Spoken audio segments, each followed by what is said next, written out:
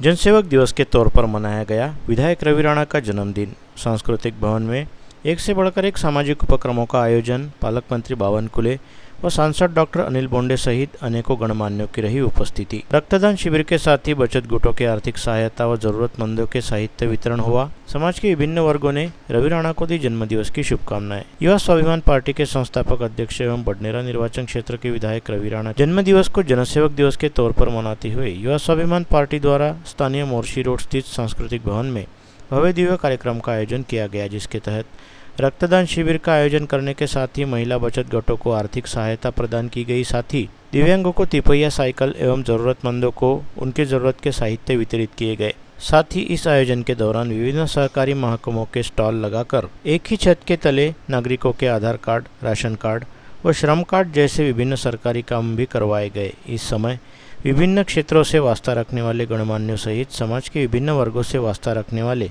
आम नागरिकों ने उपस्थित रहकर विधायक रवि राणा को जन्मदिवस की शुभकामनाएं दी। सांस्कृतिक भवन में आयोजित कार्यक्रम का शुभारंभ राज्य के राजस्व मंत्री व जिला पालक मंत्री चंद्रशेखर बावनकुले, भाजपा जिलाध्यक्ष व राज्यसभा सांसद डॉक्टर अनिल बोंडे, भाजपा नेत्री व पूर्व सांसद नवनीत राणा, जिलाधीश सौरभ कटियार, मनपा आयुक्त सचिन कलंत्रे, विधायक प्रवीण तायडे व राजेश वानखड़े, मनपा के पूर्व पक्ष नेता सुनील काले, पूर्व स्थायी समिति सभापति सचिन रासने, भाजपा के प्रदेश उपाध्यक्ष रविराज देशमुख, वरिष्ठ समाजसेवी लप्पी सेठ जाजोदिया व युवा स्वाभिमान पार्टी के शहराध्यक्ष संजय हिंगासपुरे, इनकी प्रमुख उपस्थिति के बीच दीप प्रज्वलन किया गया। इस समय सभी उपस्थितों ने कार्यक्रम के प्रारंभ में 2 मिनट मौन रखते हुए पहलगाम में हुए आतंकी हमले में मारे गए पर्यटकों को मौन श्रद्धांजलि अर्पित करने के साथ ही मृतकों व घायलों के प्रति अपनी संवेदनाएं व्यक्त की। जिसके उपरांत पालक मंत्री चंद्रशेखर बावनकुले व राज्यसभा सांसद डॉक्टर अनिल बोंडे सहित राणा दंपत्ति के हाथों महिला आर्थिक बचत गटों को वित्तीय सहायता प्रदान करने के साथ ही जरूरतमंदों को उनकी जरूरत की साहित्य वितरित किया गया।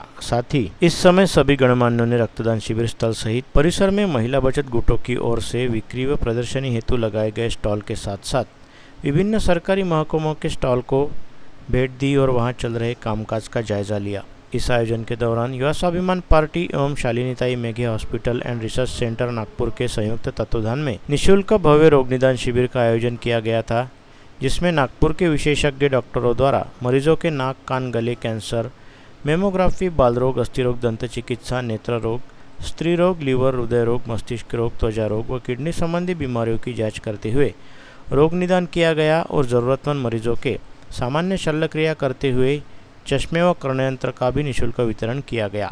साथ ही विविध सरकारी योजनाओं के शिविर व निःशुल्क PR कार्ड वितरण का आयोजन किया गया और बेरोजगारों को हाथगाड़ी, कटला वितरण, विधवा तलाकशुदा महिलाओं को सिलाई मशीन वितरण, छोटे बच्चों को बैट बॉल किट तथा भजनी मंडलों को भजन साहित्य वितरण किया गया। इस कार्यक्रम के दौरान विधायक रवि राणा तथा पूर्व सांसद नवनीत राणा का उनके समर्थकों ने तलवार देकर सत्कार किया, जिसे राणा दंपत्ति ने बारी बारी से मैन से बाहर निकालकर लहराया। साथ ही पूर्व सांसद नवनीत राणा ने हवा में तलवार लहराते हुए पाकिस्तान मुर्दाबाद, हिंदुस्तान जिंदाबाद के नारे लगाने के साथ ही पहलगाम में हुए आतंकी हमले के बारे में मारे गए पर्यटकों की मौत पर संताप व्यक्त किया। तुमच्या मताचं कर्ज आम्ही मताचं दान हे मताचं कर्ज म्हणून समजू आणि 5 वर्ष इमानदारीनं काम करून आपल्या मताचं कर्ज या ठिकाणी परत करण्याचा प्रयत्न करू। इमानदारीने तुमच्या पाठीशी राहण्याचा प्रयत्न करू।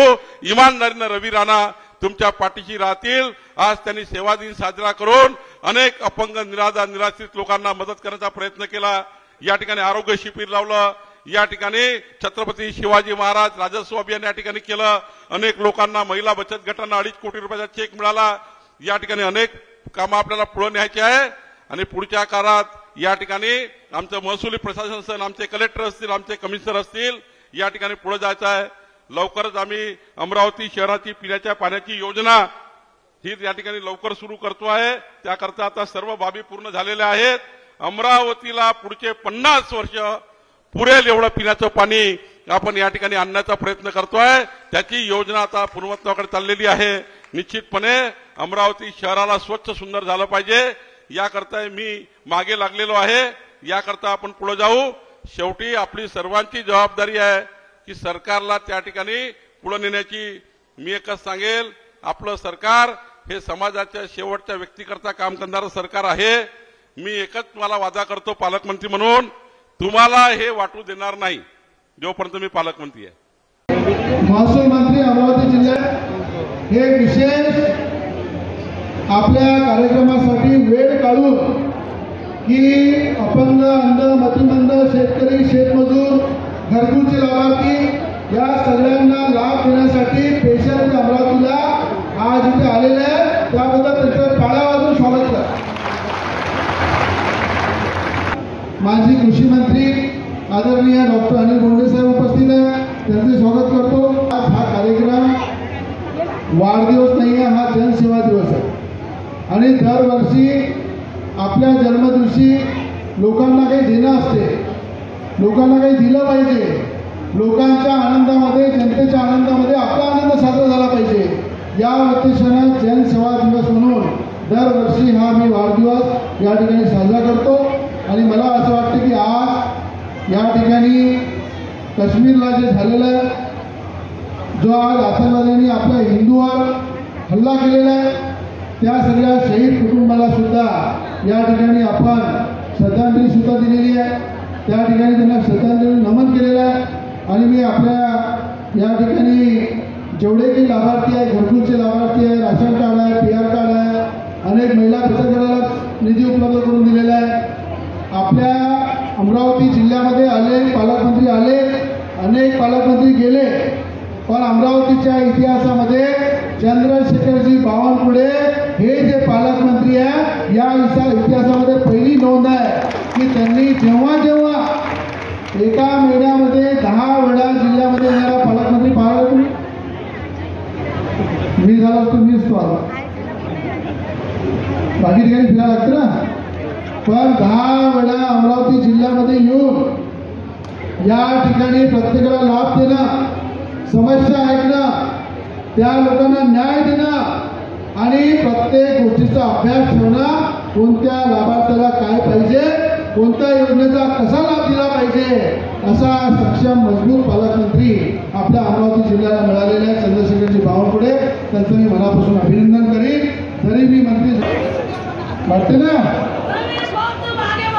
पण आपल्याला पूर्ण 5 वर्षी बावनकुळे साहेब मंत्री राहिले, पालकमंत्री राहिले, तर आपल्याला मंजूर आहे. असा पालकमंत्री मी सुद्धा माझ्या जीवनात पहिल्यांदा राहिला आणि हक्काचा माणूस आहे.